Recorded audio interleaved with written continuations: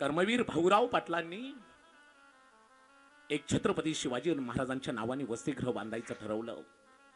गावोगावी जायचं द्या हो, गोरगरिबांच्या मुलासाठी छत्रपती शिवाजी महाराजांच्या नावाने एक वसतिगृह उभारतोय, मला द्या हो, मदत करा।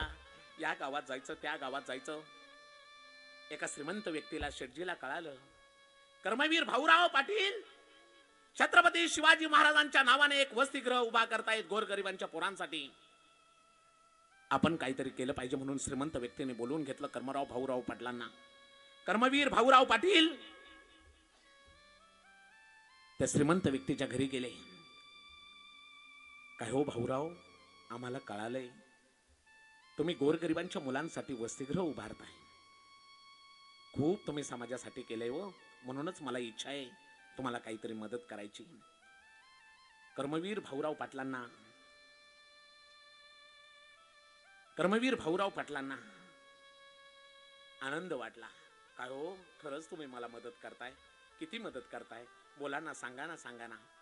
सांगितलं त्या श्रीमंत व्यक्तीने, ओ भाऊराव, 1,00,000 रुपयाची देणगी मी तुमच्या वसतिगृहासाठी देतोय। कर्मवीर भाऊराव पाटलांच्या डोळ्यातून आनंद अश्रू वाहू लागले।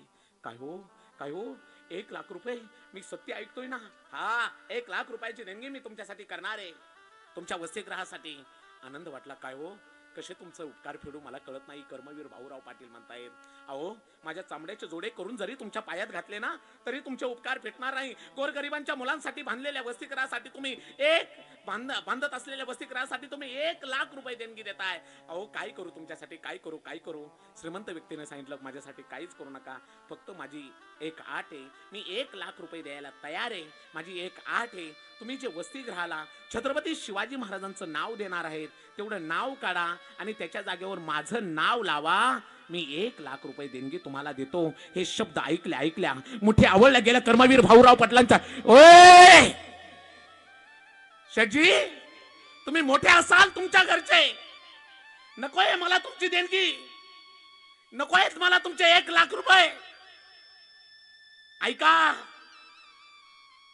वेळ पडली तर जन्मदात्या बापाचं नाव बदलील, पण एकदा दिलेले छत्रपती शिवाजी महाराजांचं नाव बदलणार नाही। हे छत्रपती शिवाजी महाराज।